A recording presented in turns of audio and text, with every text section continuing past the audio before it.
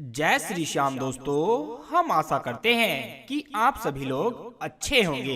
एक राजकुमारी ने क्यों किया गधे के साथ विवाह। दोस्तों, क्या आपने अपने जीवन में कभी सुना है कि एक राजकुमारी का विवाह एक गधे के साथ हुआ है? यदि नहीं तो आइए आज हम आपको इस वीडियो के माध्यम से यही बताने वाले हैं कि क्यों हुआ था एक राजकुमारी का गधे के साथ विवाह। आखिर ऐसी क्या मजबूरी थी जो कि एक राजकुमारी को गधे के साथ विवाह करना पड़ा। दोस्तों, एक बार की बात है, महाराज इंद्र का दरबार लगा हुआ था और दरबार में अप्सराओं का नृत्य हो रहा था। उस दरबार में किन्नर देवता गंधर्व सभी अपने अपने आसनों पर विराजमान थे। तभी एक प्रवचन नाम का गंधर्व उन नाचने वाली अप्सराओं पर मोहित होकर उसने नाचने वाली अप्सराओं के साथ कोई ऐसी हरकत कर दी जो महाराज इंद्र को बिल्कुल भी अच्छी ना लगी। उन्होंने काम के वशीभूत प्रवचन गंधर्व को पृथ्वी लोक पर जाकर गधा बनने का श्राप दे दिया।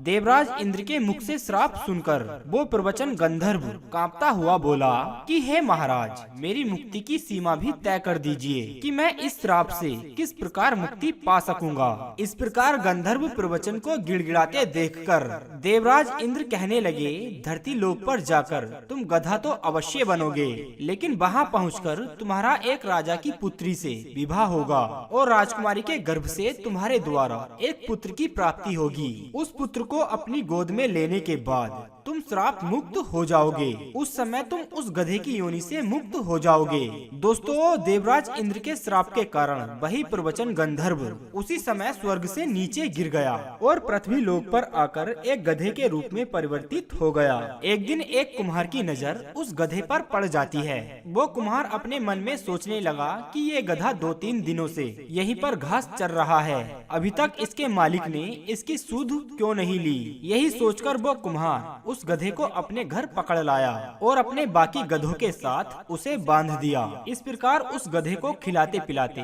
काफी समय बीत गया। एक दिन वो कुम्हार उस गधे के पास चारा डालने के लिए पहुंचा।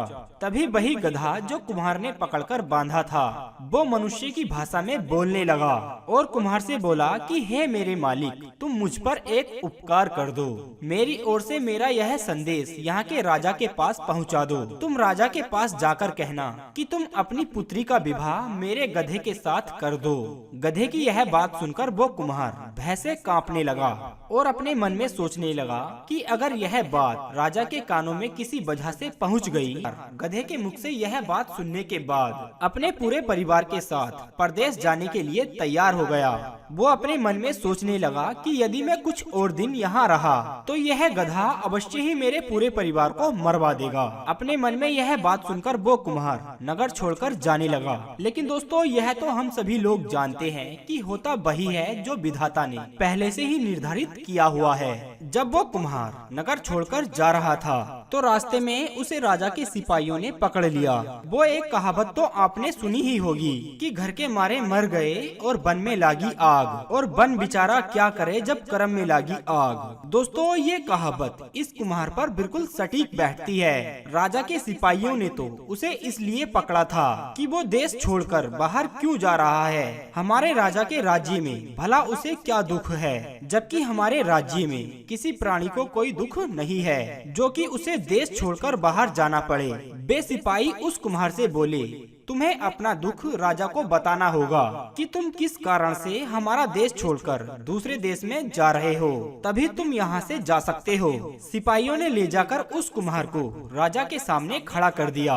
राजा ने उस कुम्हार से पूछा कि तुम्हें और तुम्हारे परिवार को हमारे देश में क्या दुख है जो तुम इस देश को छोड़कर परदेश को जा रहे हो।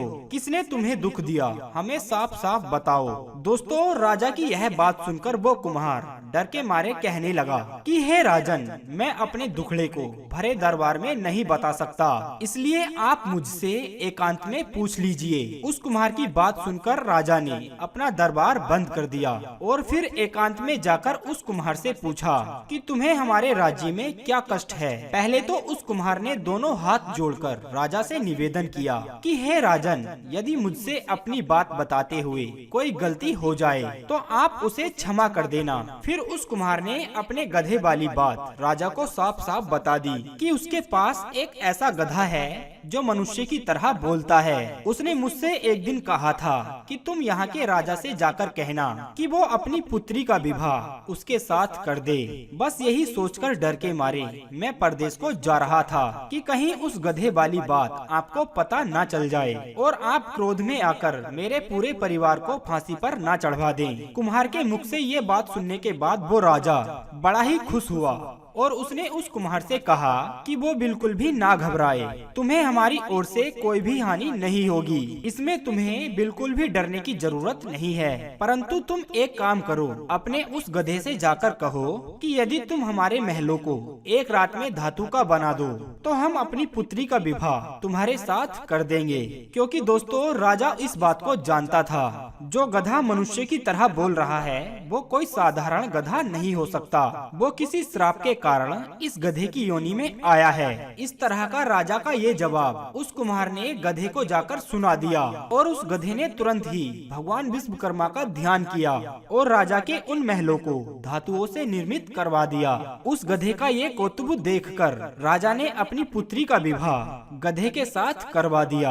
अब राजा की वह पुत्री उस गधे के साथ कुम्हार और कुम्हारी के साथ उसके घर रहने लगी। एक दिन जब वह राजकुमारी राजस बुला हुई तो भगवान इंद्र की कृपा से एक दिन के लिए वह गधा मनुष्य के रूप में परिवर्तित हो गया और अपनी पत्नी से समागम करने के बाद पुनः गधा बन गया।